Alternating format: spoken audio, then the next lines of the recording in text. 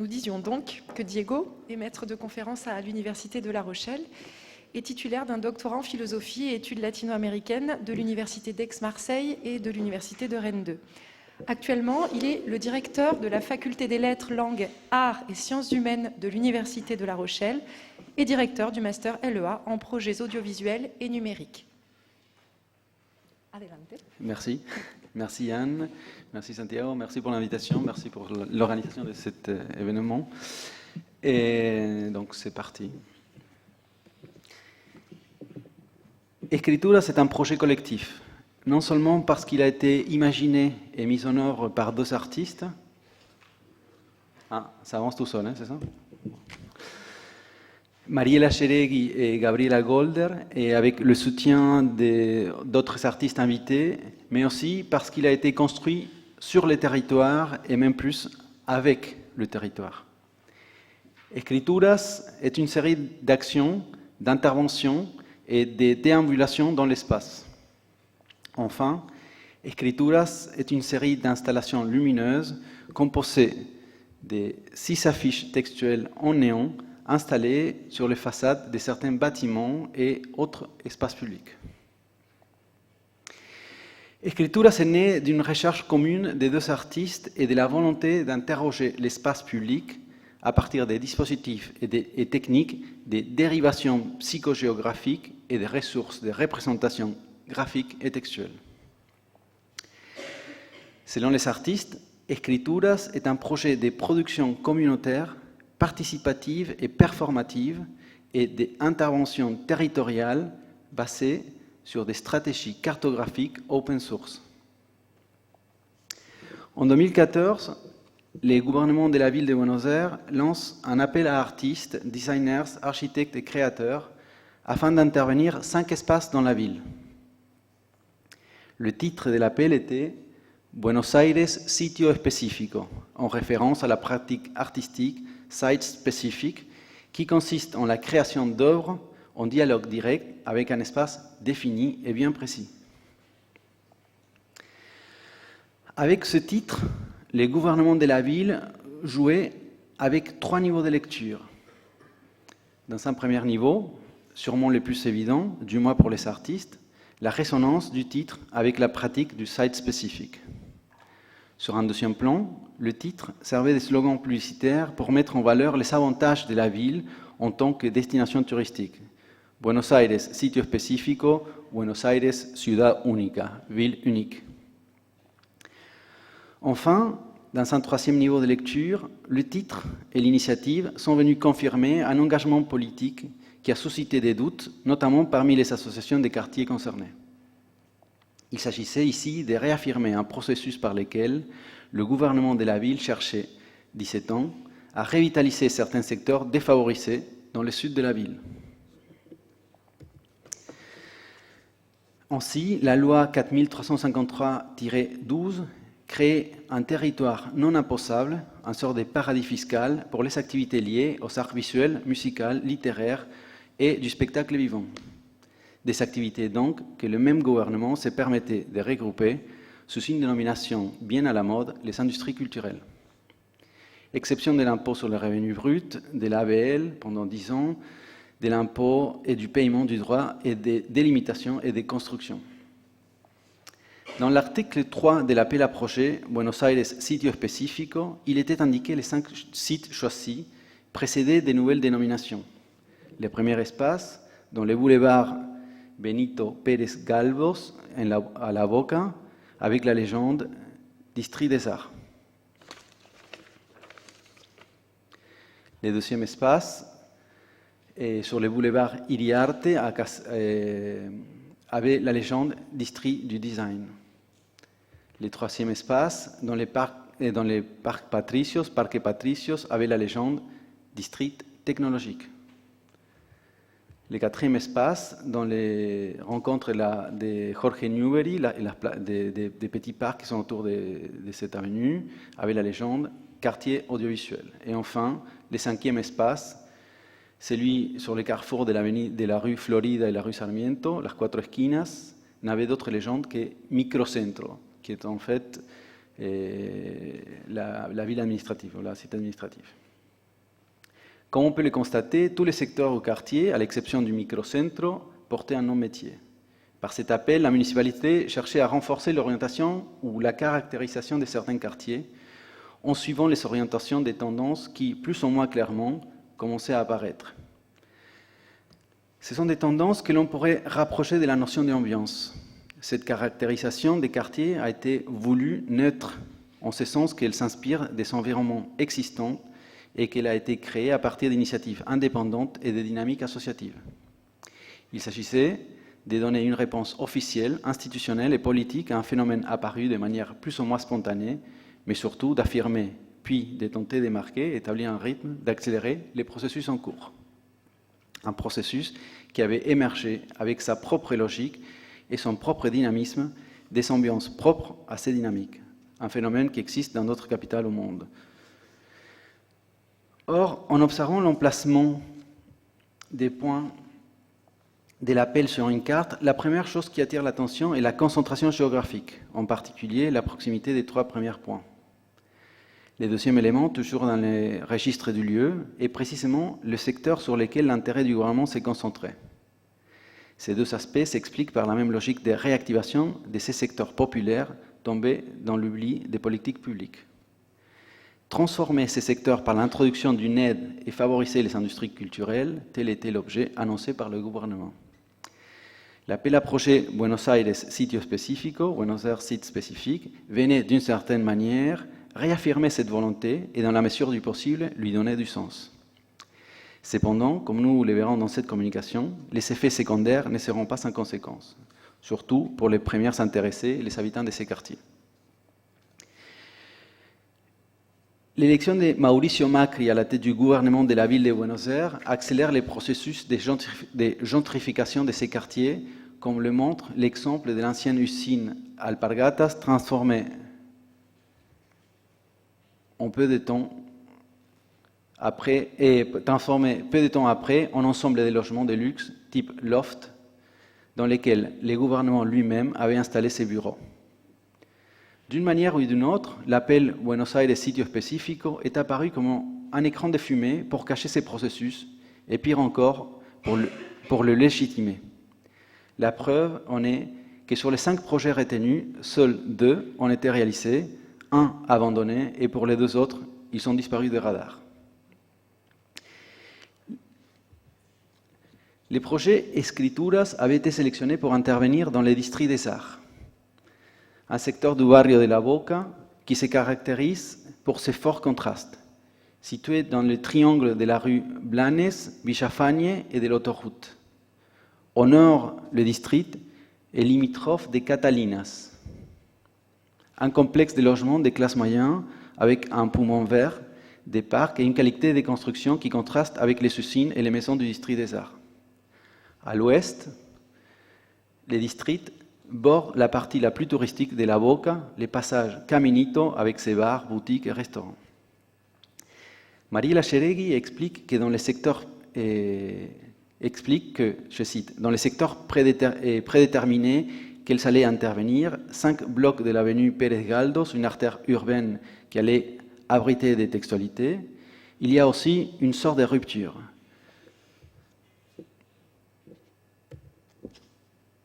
C'est une artère centrale qui divise ceux que certains voisins veulent séparer. Et elle cite un voisin, « De ce côté-ci, nous sommes une chose. De l'autre côté, ils sont une autre chose. » Fin de la citation.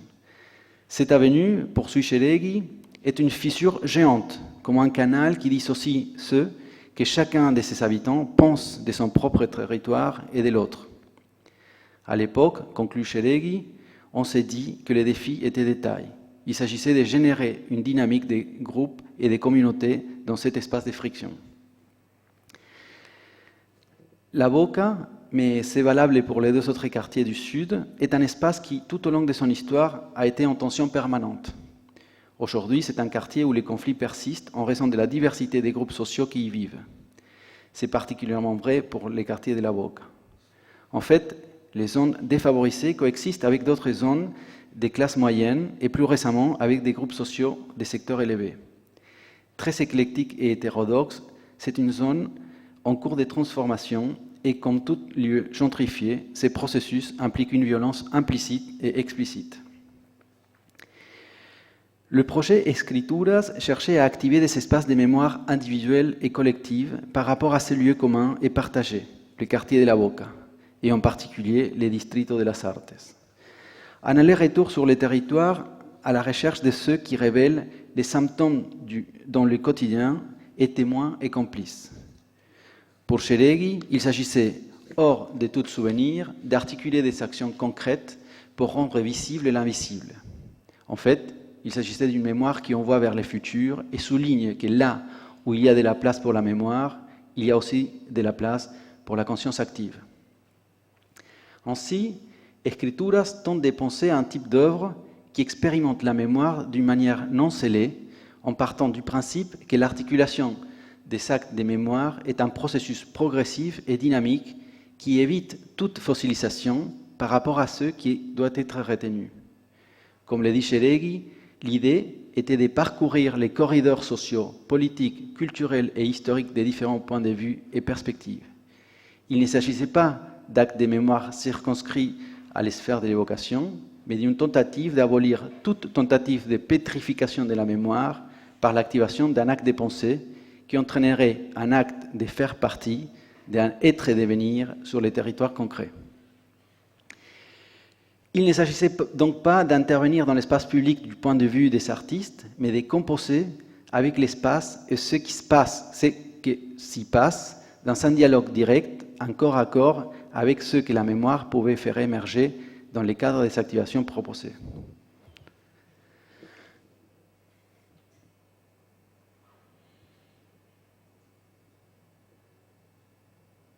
Ça arrive ou non? Il n'y a pas la vidéo. La vidéo, en fait, ça va vous montrer, j'avais filmé l'écran pour vous montrer les sites qui avaient été créés par les artistes, justement, qui fonctionnent un peu comme une sorte d'archive vivante. Et il y a plein d'informations, il y avait des vidéos sur les différents types d'ateliers. Donc je m'excuse, mais vous n'allez pas les voir. Cheregui et Golder donc, ont opté pour une intervention occupation du territoire afin de mettre en lumière les tensions et les frictions.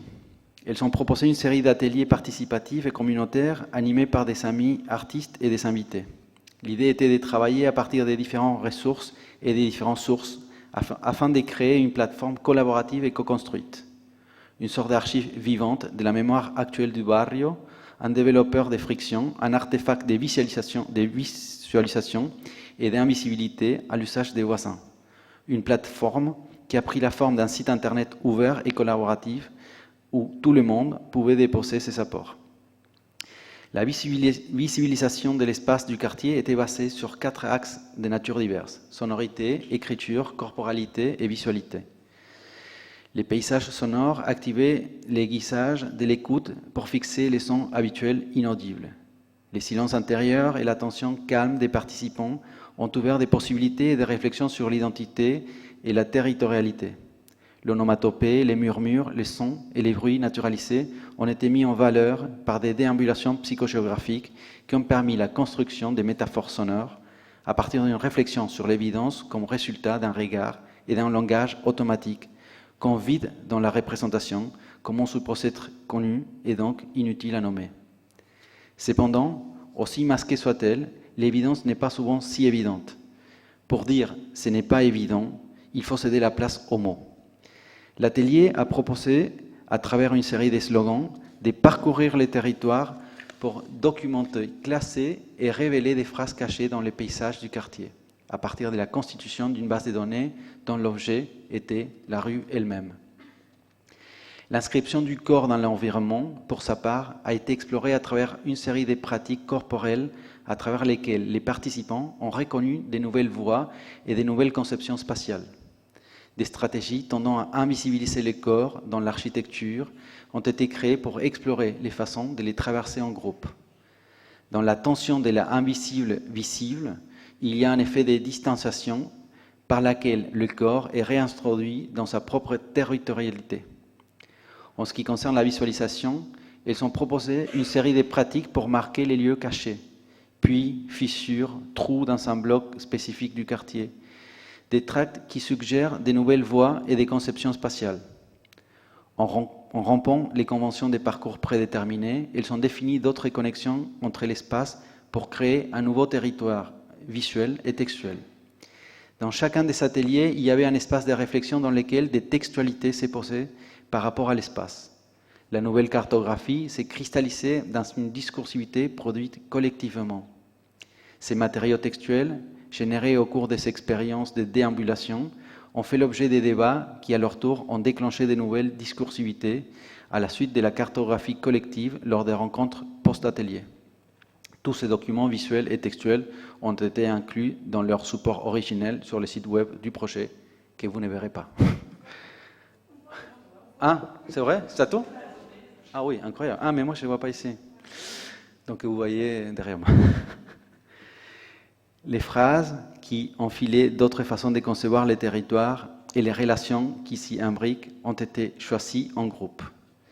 Il s'agit de volvernos invisibles, se tourner invisible.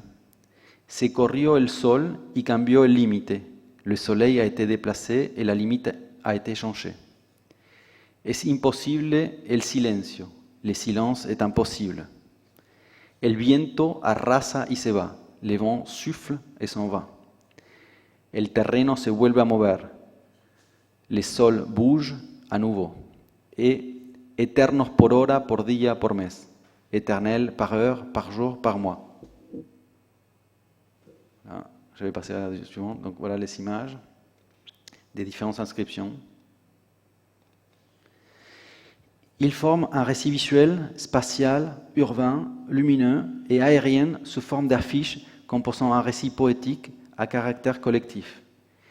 Ces phrases ont été transposées dans des grandes structures de néon qui ont été placées sur les toits des bâtiments situés sur la rue où les déambulations ont eu lieu.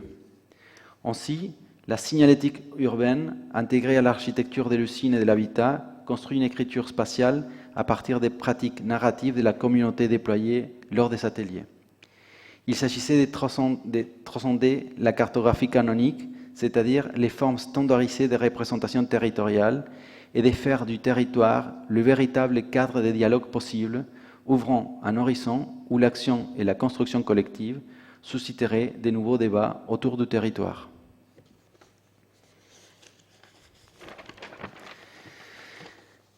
Tel qu'il a été formulé par Ian Hansman, il existe des points fixes dont la mémoire est préservée à travers différentes formes culturelles, images, récits épiques, rites, textes, etc. Ce sont des îlots de temps qui rendent possible l'objectivation de la culture. Il y a des faits concrets et réels qui sont déconstruits en différentes visualités et sonorités dans nos mémoires. Ces vestiges sont liés à des discursivités historiques, sociales et culturelles qui insèrent l'événement réel dans une chaîne plus large. C'est les fragments, en somme, qui façonnent la mémoire collective. Comme le dit Courtesi Philippakis, le territoire est à la fois objectivement organisé et culturellement inventé. Je vous remercie.